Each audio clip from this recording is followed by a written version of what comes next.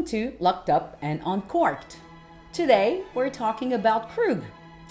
Krug is undisputedly known as the haute couture of Champagne. The story of Johann-Joseph Krug, who was a German immigrant from Mainz on the Rhine, really starts in 1834 when the young, ambitious man moved to Paris. So he quickly landed a job, but very soon got a life-changing opportunity, courtesy of Mr. Daumer, a German agent for Jacquesson and Fils, who got him a position as an accountant and bookkeeper at the firm's headquarters in Chalon-sur-Marne, in Champagne. Joseph quickly settled into his new job and over time became a valuable asset and a trusted employee. It really didn't take long for Jaquesson to make Krug a partner in the business. Of course, Joseph accepted, and before long, he was co-managing the business and also married his partner's English sister-in-law, Emma Anne Jaunet. And just like that, in a mere handful of years, the butcher's son became a champenois, a partner in a very prestigious champagne house, and a father. The Krug family, which is basically a blend of French, English, and German, settled into middle-class bliss in Chalon. But then, against all odds, instead of cruising into a comfortable retirement in 1842, Krug informed Adolphe by a letter of his intention to leave the firm and start his own champagne house. He actually had the backing of Hippolyte de Vive, who was a local wine merchant for whom he had been kind of secretly blending wine on the side. So de Vive, one of Reims' biggest wine merchants, wanted to step back from the daily operation of his establishment and was looking for Krug to take over. Krug moved to Reims and got 50% of the business. And in 1843, Krug and Company was born. Krug was driven by an absolute passion for champagne more than, an entrepreneurial zeal. And he couldn't have picked a better time to venture into the champagne industry on his own. So by then, sparkling wine had become very popular and was spreading like wildfire. The production had been refined, fermentation process was better mastered, leading to less bottle explosions in the cellars, and also on the sales side, the demand was exponentially increasing. So in the mid-19th century, the Marne Valley was like the Silicon Valley of the late 20th century. So you had a lot of excitement, a lot of money flowing, and many people pretty much ready to take a chance. This gave birth to a slew of new champagne houses. So you had the Perrier-Jouët, Laurent Perrier, Roederer, De Venoge, Paul Roger and Mercier. Also in the 1820s and 1830s, Champagne welcomed a second wave of startups that were created by transplanted Germans like Krug. These included Haute, Mumm, Bollinger, and Dutz. Of course, the House of Jacquesson continued to thrive post-Krug's departure.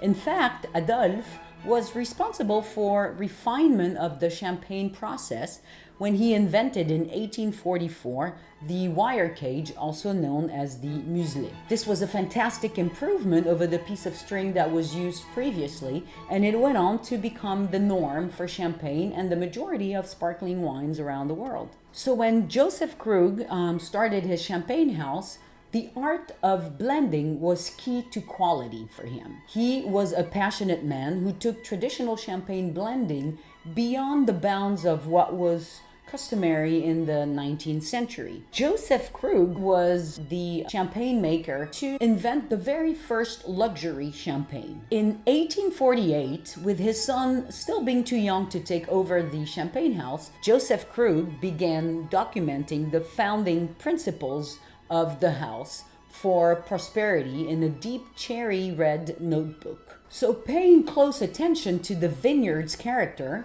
which we call terroir, respecting the individuality of each plot and its wine, as well as building an extensive library of reserve wines from many different years, really allowed Joseph Krug to fulfill his dream. And this is why Krug is known as the master of blended champagne. The champagne making process for Krug involves the separation of all its base wines according to vineyard plots, tastes them individually, and blends them later. All wines are vinified in wooden casks, and they all undergo malolactic fermentation, which is why Krug champagnes are known for being rich, complex, and long aging. The House of Krug produces mainly its prestigious Krug Grande Cuvee, plus a non-vintage rosé, a vintage blanc, and a vintage blanc de blanc from the Clos du Mesnil in the Côte des Blancs, and a vintage blanc de Noir from the Clos d'Ambonnet. Talking about Clos d'Ambonnet, many were shocked when Krug launched the Clos d'Ambonnet in 1995 and saw that the suggested retail price was $3,500 a bottle. Of course, now you can find that bottle for a much better deal and get it for approximately $2,000 if you're lucky. Krug's prestige cuvée is called Grande Cuvee, and it is not a vintage champagne, and it is made with all three primary champagne varieties, which are Pinot Noir, Chardonnay, and Pinot Meunier. Joseph Krug introduced the principle that a great champagne house should make two champagnes of equal quality, a non-vintage and a vintage. This principle is still relevant at Krug, where there is actually no hierarchy between all of the house's different champagnes. Johann-Joseph Krug led the company until 1866 before being succeeded by his son Paul, who continued the family business. And today, there's actually 6 generations of the Krug family that have followed in the founder's footstep and have perpetuated his dreams, enriching the founder's savoir-faire and vision based on the undisputed quality of outstanding champagne. What's also worth noting here is the fact that thanks to a woman, Krug continued its tradition of champagne making. So during World War I, Joseph Krug II, who was managing the house then, was taken prisoner. And it was his wife, Jeanne, who ended up managing the estate. And thanks to her, Krug was able to continue.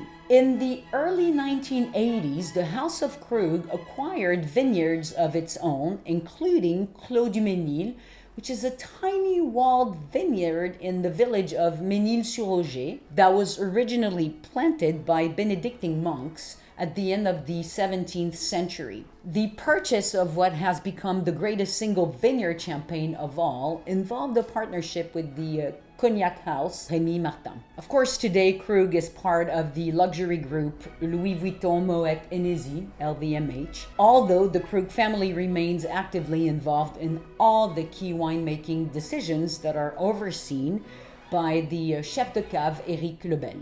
Called the Mozart of the bubbly, Éric Lebel, who's Krug's cellar master, joined the house in 1999, appointed by fifth-generation winemaker Henri Krug.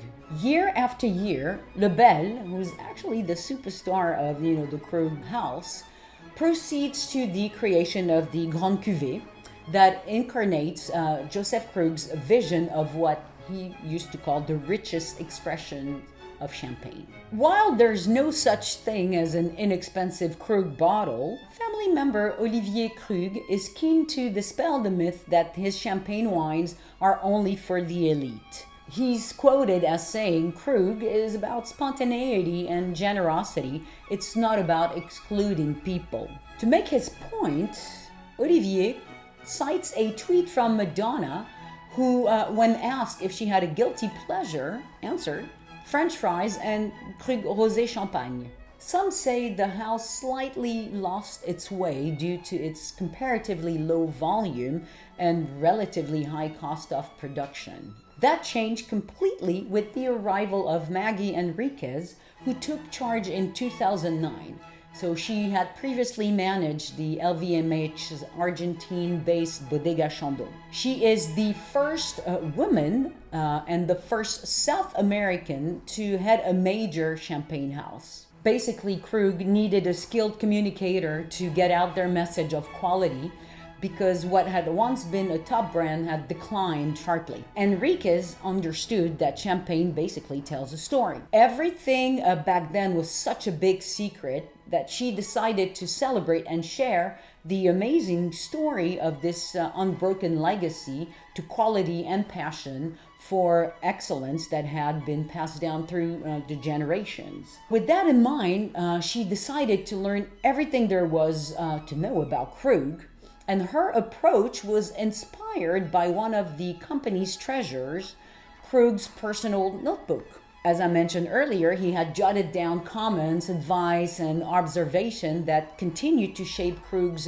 Grande Cuvee today. It's treated almost as a Bible by the company, and so bringing more transparency to the composition of the products, including their disgorgement dates. Henriquez plays a key role in helping the brand stay ahead of the curve with modern communication and technological advances. Basically, veils were lifted. Maggie opened the doors for journalists, reporters, and sommeliers to come visit the winery, vineyards, and cellars, as well as participate in blending exercises. Also, another major breakthrough is that since 2011, each bottle of Krug includes a unique ID number.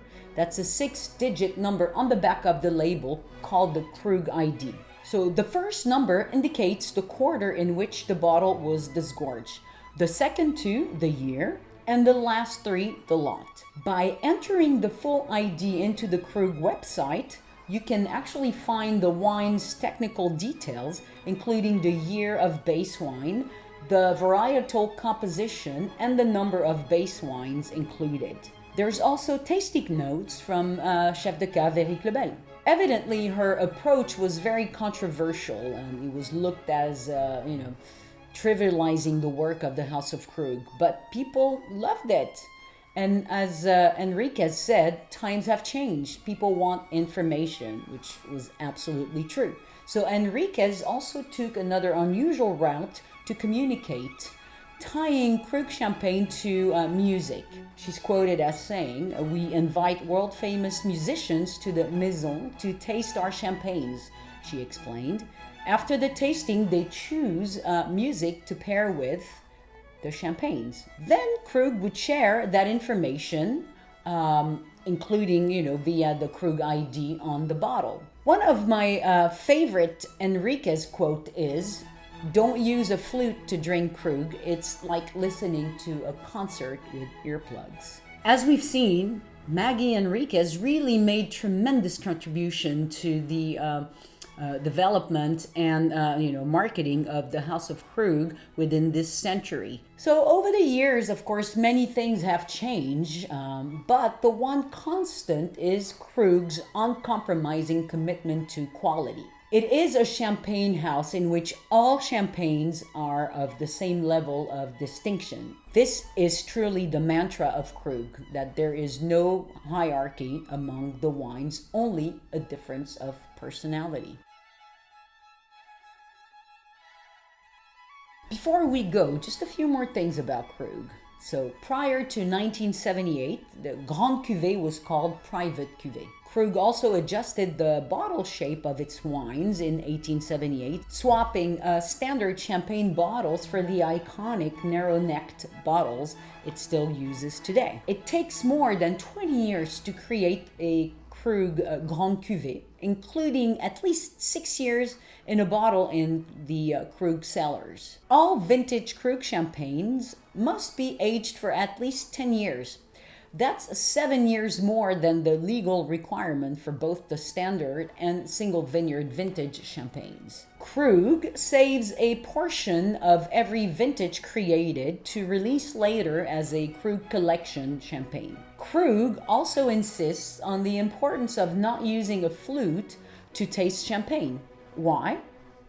The flute is too narrow and does not allow the aromas to expand properly. A good glass is therefore essential, and for this, Krug has developed, in partnership with the glassmaker Riedel, a special glass called the Joseph, in tribute to Joseph Krug, tailor-made to sublimate the tasting of a Krug champagne. That's it for now. Hope you'll join me next time. Until then, remember 2 things. No flutes. And life without champagne bubbles is flat, so make it pop. Cheers.